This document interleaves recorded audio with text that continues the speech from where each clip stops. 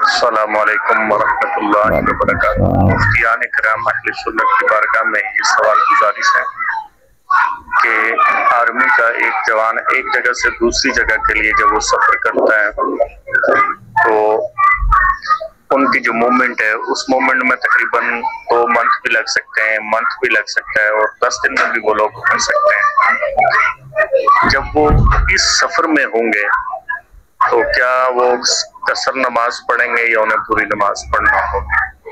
رہنمائی فرما دیں، جزاکم اللہ خیرا۔ جی وعلیکم السلام ورحمۃ اللہ وبرکاتہ۔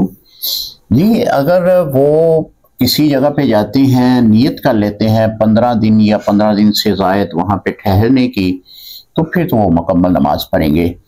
اگر وہ 15 دن سے کم کسی جگہ پہ ٹھہرنے کی نیت کرتے ہیں تو پھر وہاں پہ نماز قصر پڑھیں گے، چونکہ یہ وفد کی صورت میں جاتے ہیں تو زیادہ لوگ ہوتے ہیں، 4 5 10 لوگ ہوتے ہیں، ان کے اوپر ایک افیسر مقرر ہوتا ہے۔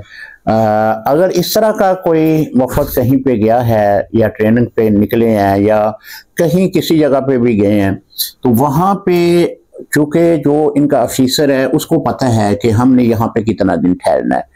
اگر وہ 15 دن یا 15 دن سے زائد وہاں پہ ٹھہرتے ہیں تو پھر مکمل نماز پڑھیں گے۔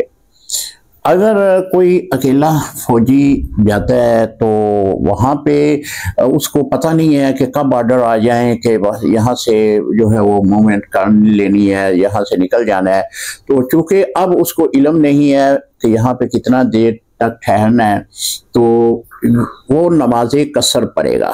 اس طرح وہ اگر 2 ماہ 3 ماہ حتیٰ کہ 1 سال بھی وہاں پہ گزر جائے اور وہاں پہ وہ پھر نماز قصر ہی ادا کرے گا، کیونکہ اب اس کے ٹھہرنے کی جو نیت ہے وہ اس کے خود اس میں اختیار نہیں رکھتا، اس کے بڑے افیسر جو ہے اس کو اختیار ہے کہ وہ اس کو کب بلا لیں گے، تو لہذا پھر وہ نماز قصر ہی پڑھے گا۔ السلام علیکم ورحمۃ اللہ وبرکاتہ۔